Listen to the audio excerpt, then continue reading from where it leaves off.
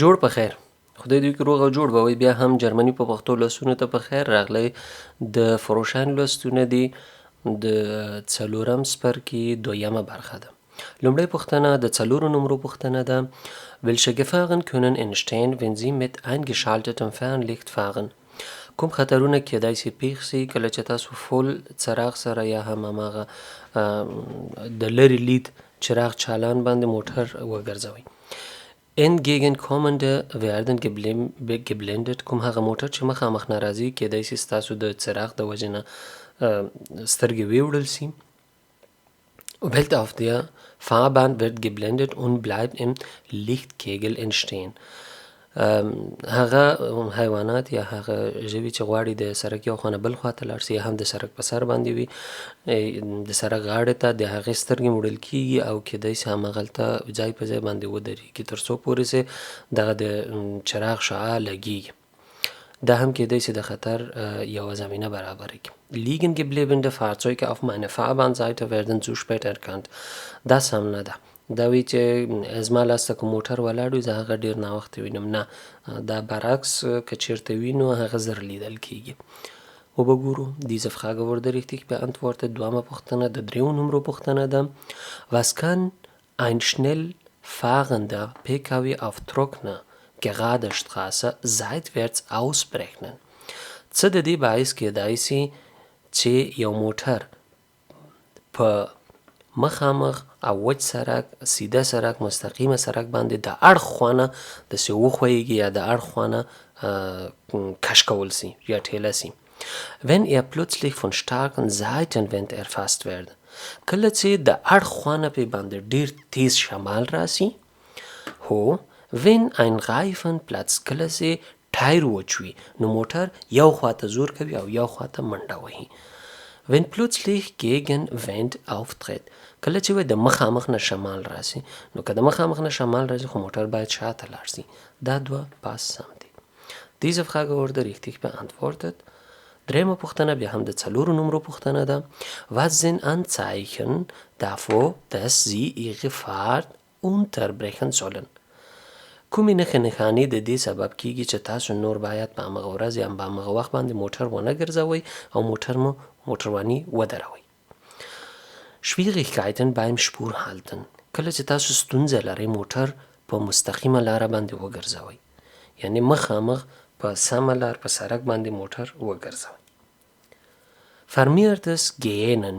کله چې تاسو ته خوب راځي او دا خوله مو وازه کېږي خوله مو خلاصه کېږي. Drohende Zahlen zu fallen der Augen. کله چې سترګې مو ډېرې درندې پټېږي او خوږې پټېږي خوب درته راځي. نو په دغه 3 حالتونو کې به تاسو موټر دروئ او موټرواني به نه کوئ ځکه دا هم د کېدای شي خدای مکړه د یوې ترافیکي پیښې سبب وګرځي. Diese Frage wurde richtig beantwortet. 4مه پوښتنه بیا د 4 نمرو پوښتنه ده. Wie lautet die Faustformel, um die Bremswege einer Gefahrbremsung auf ebener, trockener und asphaltierter Fahrbahn auszurechnen? Faustformel چې د یو فورمول ده چې د کله چې تاسو بریک نیسئ او د تر درېدو پورې هغه تاسو ته حسابوي او وایي چې څومره تاسو په دې لاره باندې تللی هستئ. یعنی که چېرته خدای مکړه خطر پیښ شي او تاسو غواړئ موټر ودروئ اول خو تاسو عکس العمل ښیئ. د عکس العمل نه بیا پس له هغې نه تاسو پښه پیډل ته وړئ. پیډل به تر څو اخر ته رسیږي او موټر درېږي. دغه ټولو حالتونو کې دې ته یو فورمول ده چې هغه فورمول باندې تاسو کولی شئ دغه سوالونه ټول حل کړئ. د هغې لپاره بیا مونږ یو بله برخه کې همدغه سوالونه ټول کار کوو. د اوس لپاره فقط ځوابونو ته متوجه اوسئ. Wie lautet die Formel? کوم فورمول ده چې د بریک لاره یا هماغه واټن چې موږ بریک نیولی ده د خطر په وخت کې که چېرته سړک هوار وي او قیر سړک وي نو په کوم فورمول باندې کولی شو موږ دغه لاره یا دغه واټن حساب کوو. دغه 3م فورمول دی. یو ور سرعت تقسیم د لسو بیا هم سرعت تقسیم د لسو دا دواړه په خپلو کې ضربیږي بیا تقسیم د 2 کېږي. په 2 باندې ویشل کېږي مونږ ته زمونږ نتیجه راکوي. ګورو به Diese Frage wurde richtig beantwortet. او موږ څنګه دا سوالونه حل کوی سو یا موږ څنګه کوی سو په دې کې یو سوال حل کو دا په د برمزویګ یا دغه د سرعت په فورمول ویډیوګانو کې موږ کار کوو. هغه بیا زه تاسو ته وایم چې کله راځي.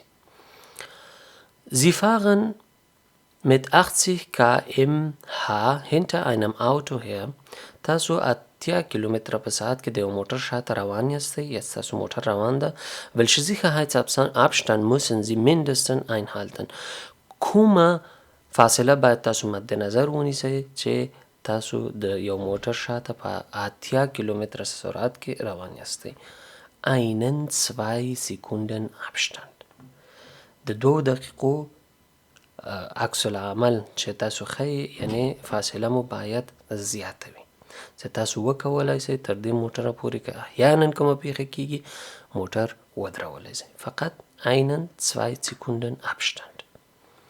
Diese Frage wurde richtig beantwortet. شپږمه پوښتنه د 4 نمبر پوښتنه wann müssen Sie Abblendlicht einschalten. کله باید تاسو ډیم یا هغه لومړنی څراغ چالان کړئ. Bei Dunkelheit کله چې تیاره وي. Beim Durchfahren eines Tunnels کله چې تاسو د یو ټونل نه وځئ. که چېرته تاسو نوی موټر ولرئ نو نوی موټر دا اتومات چالانیږي کله چې تونل ته ننوځئ او که نوی موټر نه تاسو مجبور یاستئ کله چې تونل ته ننوځئ د تونل نه مخکې تاسو دا Abblendlicht یا دغه ډیم چراغ چالان کړئ. Während der Dämmerung کله چې غبار وي ګرد وي د هغې په وخت کې باید تاسو د څراغ چالان کړئ. 3 وړه ځوابونه سم دي.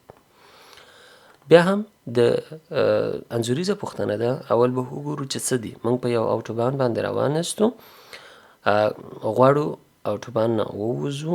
ممکن داسې پوښتنه وي نو زموږ د اوټوبان د وتلو لاره بنده ده څه به کوو. Sie möchten die Autobahn verlassen. تاسو غواړئ اوټوبان نه ووځئ. verhalten Sie sich in dieser Situation richtig. کومه سمه کړنه ده چې تاسو باید وکړئ. Ich fahre auf dem Seitenstreifen weiter.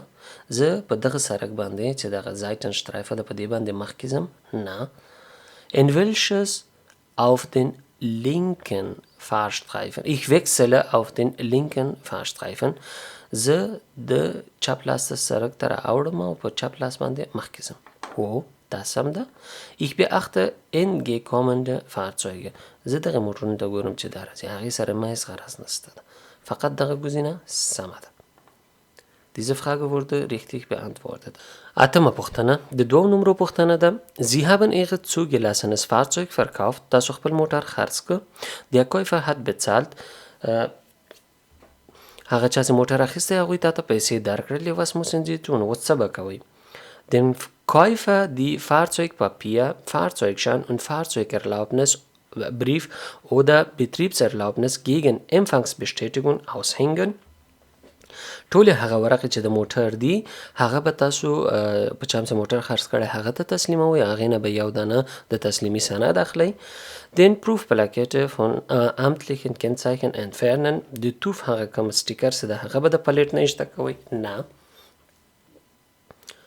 Namen und Anschrift des Käufer unverzüglich der Zulassungsstelle mitteilen. دغه ترافیک ریاست یا کوم چې موږ ته اجازه راکوي موټر د موټر چلونې د پیرودونکي یا دغه چا چې موټر اخیستی ده هغه ته باید تاسو د هغه نوم او ادرس ولېږئ او ورته ووایئ چې ما موټر په دې نفر باندې خرڅ کړی ده. Diese Frage wurde richtig beantwortet. نهمه پوښتنه د ترافیکي لیکدړو پوښتنه ده. Worauf weist diese Verkehrszeichen. دغه لیکدړه کومه د ترافیکي لیکدړه چې دا څه معنا ورکوي. Auf ein Verbot für Kraftwagen. Verbot یعنی منع نه پرېښودلو یا اجازه نشته ده. هغه چې دی یوه سره علامه لري مکمله شاوخوا یې سره وي. نه موږ ته د نه پرېښودلو لیکدړه نه ده. Auf Ende eine Kraftfahrstraße.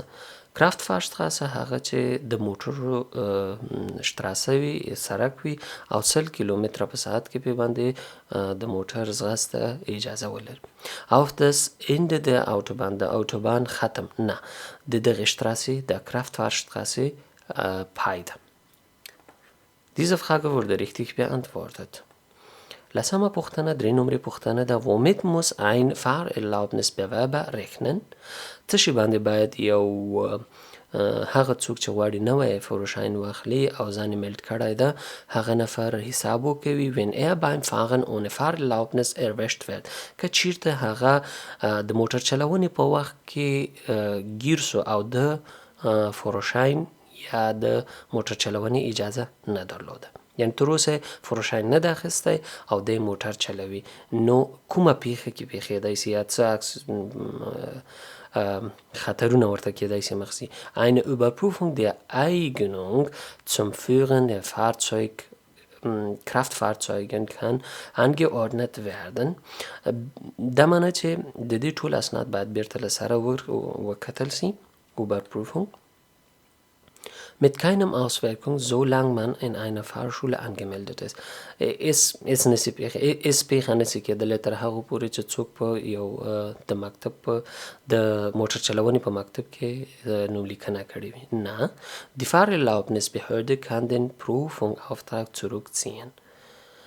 د هماغه ترافیک مدیریت کوم چې مونږ ته فروشاین راکوي هغه کولی سي زمونږ انتراک بیرته رد کړي او ووایي چې نه دی د امتحان وړ نه دی. دواړه پوښتنې سمې دي. معنا دا چې تاسو کوشش وکوئ تر هغو پورې چې فروشاین نه وي کړی موټر ونه چلوئ. دا کیدای سي ډېره بده راتلونکې ولري ځکه کیدای سي د یو څه مودې لپاره تاسو ته بیخي اجازه درنه کول سي چې تاسو امتحان ورکړئ او یا هم موټر چلونې سند واخلئ. دا و د دې برخې سوالونه او پوښتنې. که چیرته کوم ځای مانه پاتې وي تاسو کولی سئ په کومنټ کې راته یادونه وکوئ او بیا به په هغې باندې خبرې وکړو. ډېره مننه. تر بیا ښې چارې. الله مو مل.